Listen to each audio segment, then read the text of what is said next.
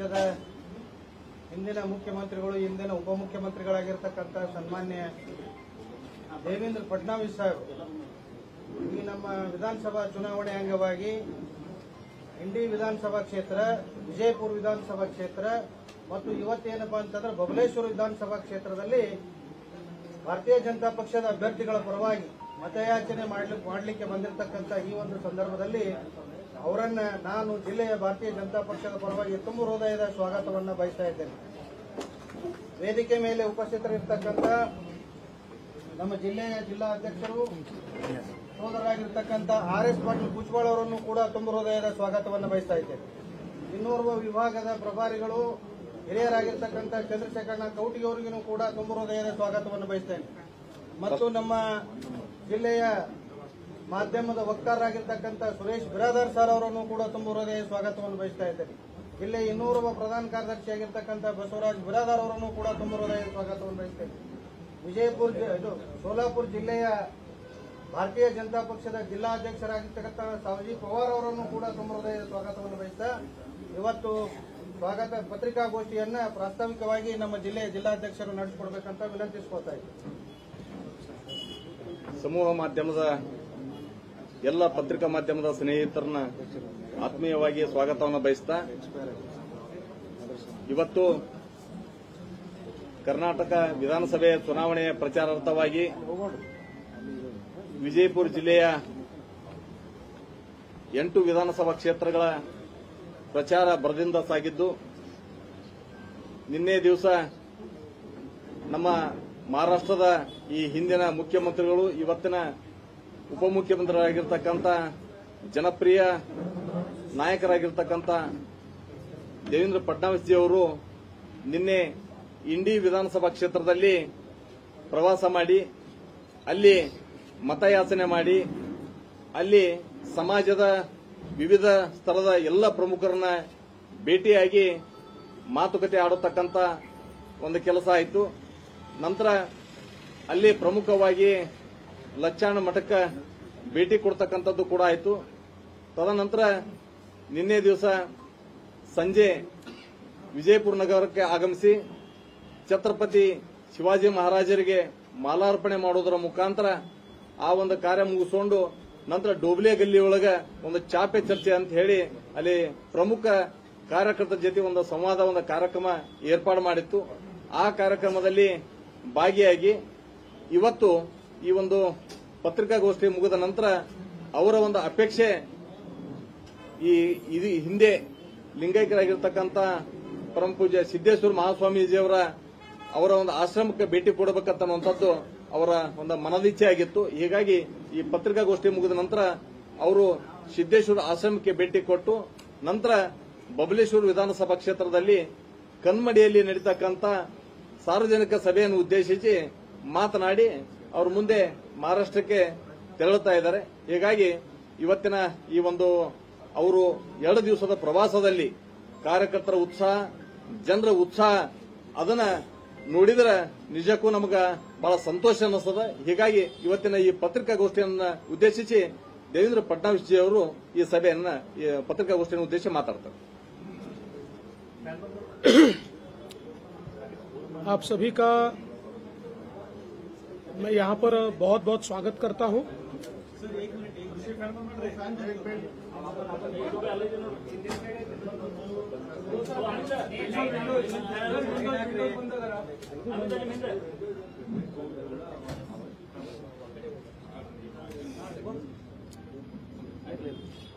Media के सभी बंधुओं का मैं यहाँ पर बहुत बहुत स्वागत करता हूँ।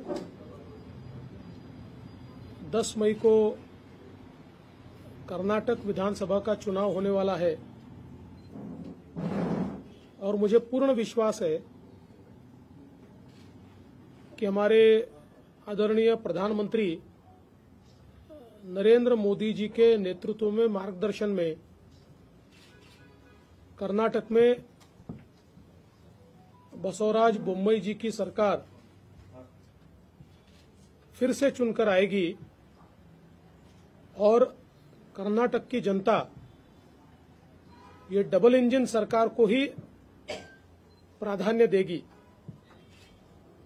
जैसा हम जानते हैं कि जिस प्रकार से देश के अंदर प्रधानमंत्री मोदी जी ने गरीब कल्याण का एजेंडा लाया और आज उसका लाभ डबल इंजन सरकार के कारण कर्नाटक को भी मिला है। करीब करीब 55 लाख घरों में कर्नाटक के शौचालय बना है। 45 लाख से ज्यादा घरों में पीने का पानी पहुंचा है। 25 लाख लोग जो खुद के मकान में नहीं रहते थे उनको मकान घर मिला है। महिलाओं को गैस सिलेंडर मिला है और हमारे किसानों को प्रधानमंत्री कृषि सम्मान योजना से मोदी जी 6,000 रुपया देते हैं तो वही हमारी कर्नाटक की सरकार भी 4,000 रुपया से 10,000 रुपया देने वाली ये अनोखी सरकार है। आज कर्नाटक की सरकार ने विशेष रूप से विद्यार्थियों के लिए अलग अलग प्रकार से उनको एजुकेशन मिले इस दृष्टि से कई प्रकार की स्कॉलरशिप शुरू की है और हमारी जो बीपीएल की महिलाएं हैं उनको भी 2,000 रुपया दिया जा रहा है और विशेष रूप से समाज के जो अलग अलग घटक है उनके लिए कई योजनाएं ये राज्य सरकार की ओर से चल रही है। केंद्र सरकार ने भी इरिगेशन के लिए राज्य को एक बड़ा पैकेज दिया है जिसके कारण सिंचाई की व्यवस्थाएं ये भी बहुत बड़े पैमाने पर बढ़ रही है। विशेष रूप से जिस प्रकार से SC ST हो या लिंगायत समाज हो, वोकलिंगा हो, इन सभी समाजों के लिए ओबीसी हो, जिस प्रकार से नए सिरे से आरक्षण देने का काम ये कर्नाटक की सरकार ने किया है, इससे सोशल जस्टिस को नीचे तक ले जाने में एक बहुत बड़ा फायदा होगा और कांग्रेस की जो अपीजमेंट की पॉलिसी रही है, केवल माइनॉरिटी अपीजमेंट कर कर चुनकर आना, इस प्रकार की जो उनकी पॉलिसी रही है वो पॉलिसी भारतीय जनता पार्टी को मान्य नहीं है। हम सभी को विकास चाहते हैं, सबको साथ में लेकर जाना चाहते हैं। सबका साथ सबका विकास ये मोदी जी ने नारा दिया है, लेकिन वोट बैंक की राजनीति ये भारतीय जनता पार्टी नहीं करती और इसलिए वोट बैंक की राजनीति के खिलाफ भारतीय जनता पार्टी ने हमेशा लड़ाई की है। और मुझे लगता है कि जो फैसला मुंबई जी की सरकार ने लिया है वो अपने आप में एक बहुत महत्वपूर्ण इस प्रकार का फैसला है। आज हमारे इस विजयपुर में भी भारतीय जनता पार्टी को बहुत अच्छा समर्थन मिल रहा है। बसनगौड़ा पटेल जी जो हमारे बहुत ही सीनियर नेता है और बहुत पॉपुलर है, लोगों में उनके प्रति बहुत प्रेम भाव है। मेरा विश्वास है कि वो तो रिकॉर्ड वोटों से चुनकर आएंगे, लेकिन इस डिस्ट्रिक्ट की जो सीटें हैं वो भारतीय जनता पार्टी के कब्जे में आएगी। भारतीय जनता पार्टी बड़े पैमाने पर इन सीटों को जीतेगी क्योंकि कर्नाटक का मन बना है कि बीजेपी के साथ जाना है और कर्नाटक के लोग बीजेपी को चुनकर देंगे, ये मेरा विश्वास है। आरोप लग रहा है कि जो कांग्रेस वाले आरोप लगा रहे हैं कि 40% कमीशन लेते हैं। ये कॉन्ट्रैक्टर एसोसिएशन ने प्रधानमंत्री जी को भी पत्र लिखा, लेकिन कांग्रेस वाले कहते हैं कि मोदी जी ने उसका रिप्लाई तक नहीं किया, जवाब देने का उनका जरूरी नहीं समझा। इसका मतलब ये है कि वो करप्शन के फेवर में है। क्या बोलते हैं? देखिए, कांग्रेस ने आज तक एक भी सबूत नहीं दिया। कांग्रेस की आदत है आरोप लगाते और भाग जाते। उन्होंने पिछले 9 सालों में मोदी जी पर भी आरोप लगाकर देखा, एक सबूत वो दे नहीं पाए। कांग्रेस वाले इसलिए बौखलाए।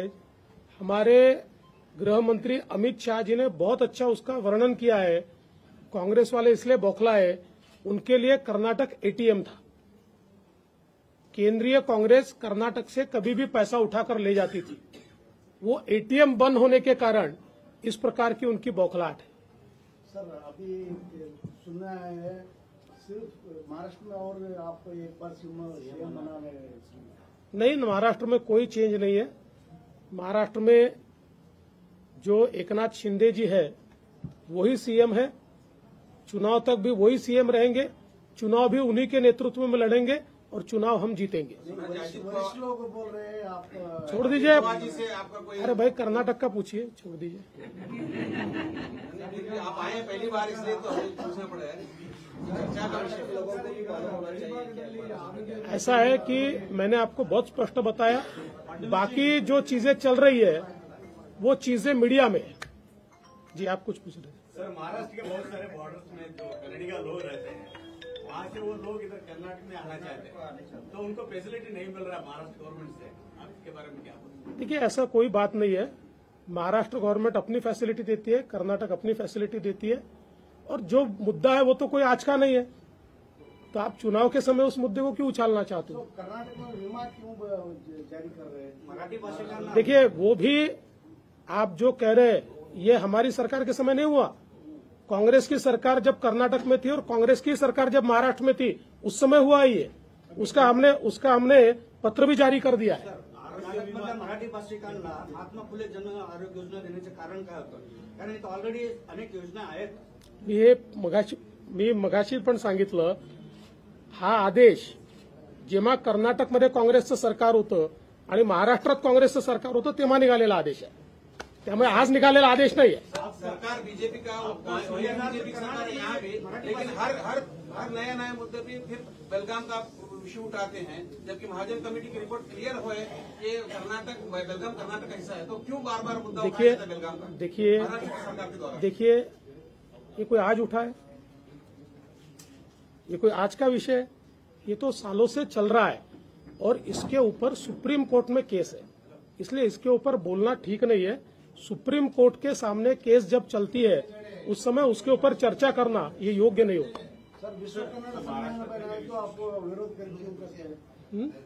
बेलगाम में विश्व कन्नड़ सम्मेलन करे तो आप? कोई विरोध नहीं है, किसी का विरोध नहीं है। एमयूएस वाले बेलगांव में करार दिन आचरण। देखिए, हम तो बीजेपी है, आप एमईएस को पूछिए, हम तो बीजेपी है। सपोर्ट कर रहे हैं इसके बारे में, वही बोल रहे हैं। एक आरोप है कि आप सपोर्ट करते हैं। ऐसा है, देखिए, भारतीय जनता पार्टी बेलगांव में चुनाव लड़ रही है और हमारे खिलाफ कौन कौन लड़ रहा है आपको पता है, उनके भी उम्मीदवार है।